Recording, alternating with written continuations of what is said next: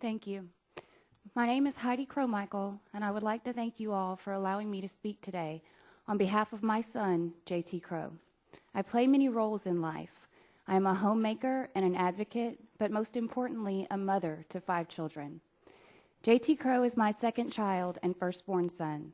He was a happy and extraordinary 9-year-old boy. At school, he was a straight-A student with perfect attendance. He loved science and learning about birds and butterflies. JT also loved being outside and playing sports like soccer and football. JT's life was cut short when he went for a ride in a 2007 Yamaha Rhino 450. While riding at a slow speed around a slight curve, the ROV suddenly and inexplicably rolled over. Though JT was wearing a safety belt, he was thrown from the Rhino ROV and then crushed by the half-ton vehicle as it rolled over. Paramedics rushed JT to the emergency room, but he had sustained more injuries than his young body could handle. My son died that day when he was 9 years old, and my life was forever changed.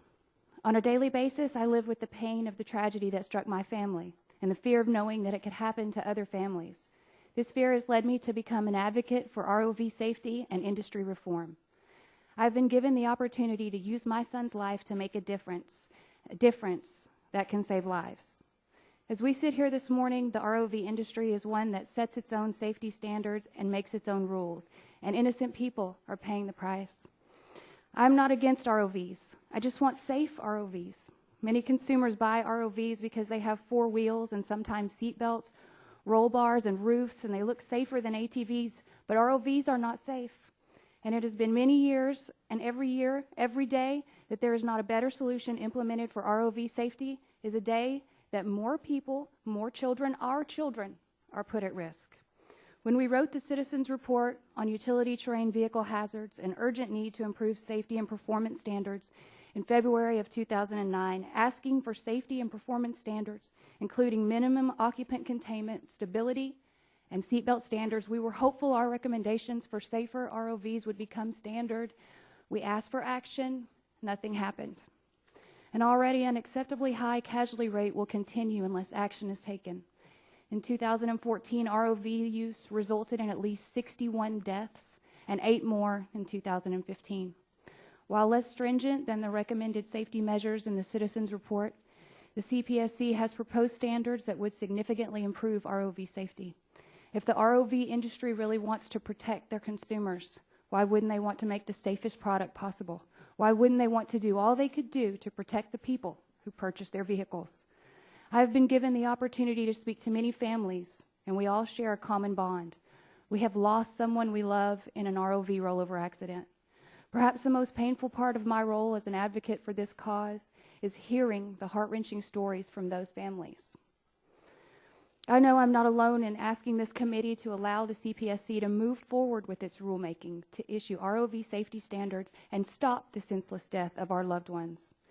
In my journey over the last 8 years, I have collected the names and stories of those who shared a fate similar to JT's, and it is for them that I speak today. For Ellie Sand, age 10.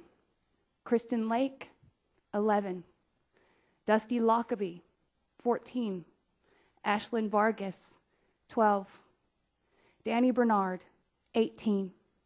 Stephanie Caton, 26. Whitney Bland, 13. Sydney Anderson, 10. And Abby West, age 13. Our stories did not begin and end on the day our loved ones were killed or injured. The battle is ongoing for all of us. We will miss soccer games, dance recitals, graduations, birthdays, weddings, and holiday celebrations. We will live with the consequences forever. Today you have the opportunity and I think the obligation to help me honor these young lives, their families, and the life of my son, J.T. Crow. But it is more than that. You have an opportunity to become a part of their story, the part that offers hope for the future by bringing about change. Our request is simply common sense. It is unimaginable that anyone would feel differently. If you don't do something about it, can you live with yourself? Delay is a problem. Delay puts our children at risk. It has been too many years and too many tragedies already. We urge you not to contribute to any further delay. Thank you for your time.